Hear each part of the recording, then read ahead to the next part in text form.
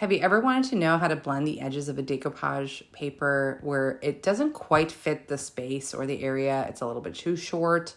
Well, that's what we're going to talk about today in this video. I'm Cari for Redesign with Prima, and I'm going to show you how to do that on this canvas. I am using the Wild Hearts Decoupage Fiber by Redesign, and I love this image so much. I wanted to make it a piece of wall decor for my home. I think it's beautiful. The colors are very soft. The images are beautiful and sweet. And I just want to look at it every day. That's me. I'm going to start by adding heavy gesso at the bottom of the canvas. So gesso acts as a primer. It gives it a little bit of tooth. And this will allow me to add other art mediums over the top of it for blending and working in the decoupage. You can see how I added it. I just went along the edge there, just where the paper will meet with the edge where it was a little bit too big. Now I am going to walk you through some steps, some very basic steps for decoupage, especially working with the Redesign fiber. You know, this fiber is thick. It is very sturdy. It doesn't tear. And also when you add your art medium, it does not bleed either. So it's made of very, very high quality inks. You don't have to worry about that. Now I go right to the top edge of my canvas. And I like to work from the top and then to the center and then to the bottom. That's just how I prefer to apply the paper. Now you will see we have lots of videos showing everyone how to take out those creases. I did not take out the creases, and I actually kind of wish I had, because they were a little bit hard to work out. You can see here I'm using the Redesign scraper tool. So this is a silicone scraper tool. This not only helps me even out the decoupage gel, which is a little bit thicker, but it just spreads everything very evenly, and it also helps me work out those creases in the paper. What we have done in the past is taken an iron on low heat or a clothing steamer and worked out those creases beforehand. And I actually think it's a good idea, but if you're not, you don't have any of that available to you, it's not a big deal. The scraper tool worked really, really well for me to get those creases out. And like I said, move the gel around evenly because it is a thicker gel. So you do want to even that out and have it spread within the fibers the best you can. And the fibers will grab hold of that gel, and it just makes for a nice adhesion to your surface. So whether you're using it for a canvas like this, or you're using it on furniture or any kind of, home decor project, it will work out really, really nicely for you. The decoupage gel can also be used as a sealer at the end. I happen to use our gel, which I'll show you in just a minute. So I pay attention to where the paper is at all times, especially the edges. So I don't mind adding extra gel to the edges to make sure that it is nice and secure. For some reason, when you're putting it down with a brush or applicator, you seem to miss the edges a little bit. That's just the way it is. It's the way that your hand goes across your surface. All right, so now you can see I've grabbed two chalk pastes. One is called Iron Gate and the other one is called Russet. So what I like about chalk paste is it's a thicker medium. And because I have kind of an edge there from the fiber, I want to mask that or hide that as much as possible. And the thicker the medium I use or paint I use, the more I'm going to be able to hide that little edge. And you can see where I'm adding it here. So I go in with the Iron Gate first, and then I just dab in the Russet. Now I chose these two colors because I really paid attention to what the background of this decoupage fiber looked like. There is a little bit of grays, there's a little bit of reds, there's, kind of that rust look, especially in, just between where the horses are and the flowers.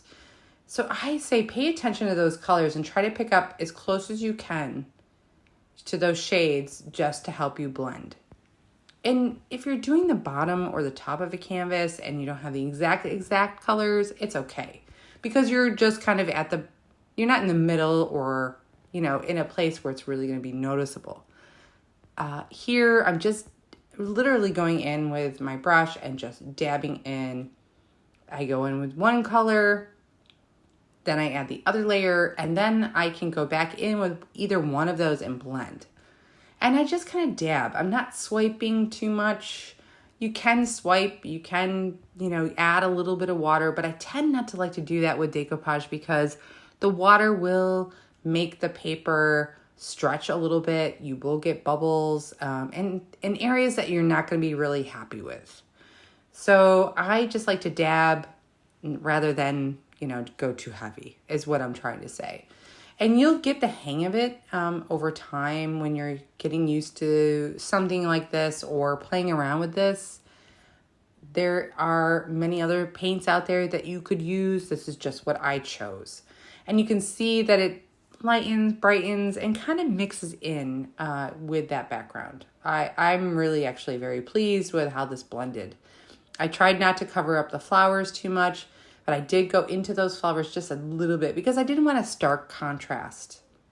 So this is just all about practice, playing, and I also recommend too, if you start something like this and you don't love it, just walk away. Just leave it for the night and go back at it the next day. And here you can see the final result for the bottom. Now I do the exact same thing to the top, but I chose different colors because of the color variation. So here you can see I used three different. I used Antique Sage, I used Chalky White, and English Drapery. So I felt like those three colors really complemented the colors that were already there. I could have gone with a gray, but there's actually a lot of blue tones. So I wanted like a darker blue undertone. So I'm going in with the Antique Sage first, as well as the English Drapery. And then I kind of lighten and mix the two with a little bit of the Chalky White, as you will see soon. So I'm just going along that edge there and playing and dabbing. And it's not going to be exactly perfect, but I'll tell you what, you can't tell when it's on my wall. It looks really, really good. So mix and play with those colors until you're really, really happy with it. But you can see how dark it is, which is fine. That darkness underneath is absolutely fine. And then when I start to layer the white over the top, that's when that dark will be more subdued and more blended in. And you can just keep playing around with it. But like I said, if you are playing with it and you get frustrated, just leave it overnight and then go back in it the next day and just kind of see. And actually, sometimes the next day you'll go back and you're actually going to say, hey, you know what? That wasn't so bad. It looks pretty good. It's not in my face anymore. And that's sort of what happened with me with this part here, because I really felt like, I'm just really not getting the tones that I want. So I just had to keep playing around, and then I left it. And then the next day I thought, it doesn't look so bad. So, but this is really, what I felt worked best for me as mixing and blending those colors. And you can see, I just even take my finger and I just kind of blend in those edges. I go back in with the dark, and then I can go back in more with the lighter shades. And that's all about blending and playing around. You have to kind of layer those colors, use your brush, dab, and just sort of get it the way that you feel is going to look the best. And of course, this didn't matter so much because it's actually the top of the canvas. So I didn't really need to blend too much. But I wanted to do it for the sake of this video so that you can kind of see the process. And you saw it in the darker colors, and now you can see it in the lighter colors. And like I said, I actually was really, really happy with it. And I did bring the colors over the top, just a hair, as you can see. And there's the side that dried. This is the side that's still kind of wet. That's another thing too. And there's the whole top after I get done blending. So it's very uneven, but that's how the paper looks. That's how the fiber looks. So I was okay with this.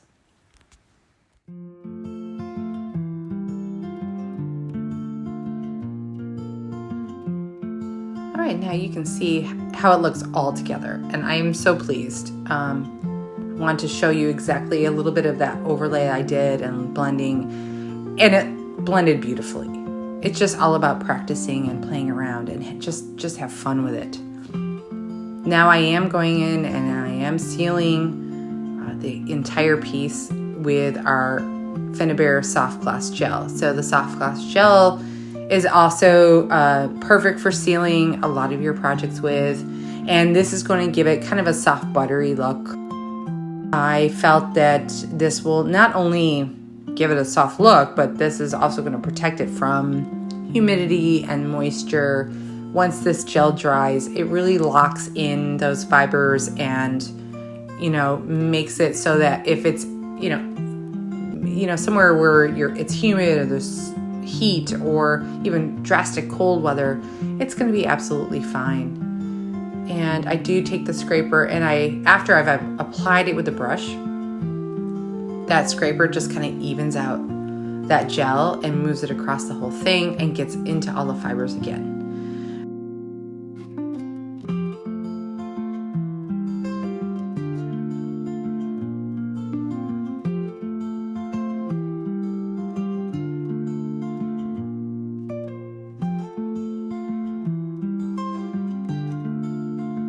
Here I am adding Meteor Showers. Meteor Showers is a coppery decor wax that Redesign has. And I thought that it really complemented the florals, like that coral colored floral you'll see right there on the screen. I used my finger and my wax brush to apply. Now I actually added a little bit too much of that wax to that lid that I was using. You don't need that much.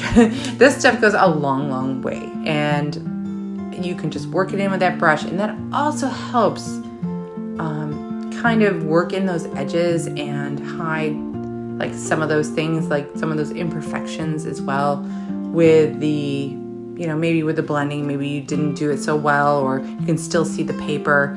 Use a little bit of that wax just to kind of blend it in and also hide some of that.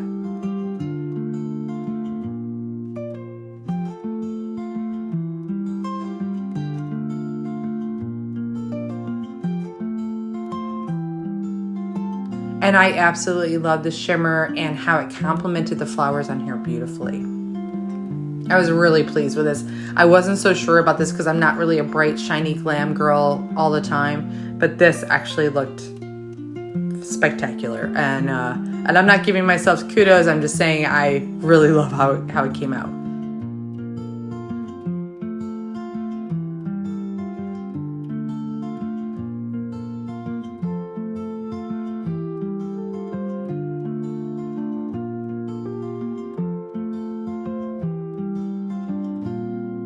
And here's the finished piece. I really love this. I couldn't be more happy with how this turned out. And this is now a beautiful piece of wall decor for my home. And all it was a canvas and the decoupage fiber and a little bit of effort. I hope you learned something today. And please leave a comment letting us know if we missed anything or if you have questions. All of the information about this project is in the description for you. So be sure to subscribe and follow us for more fun DIYs with Redesign with Prima.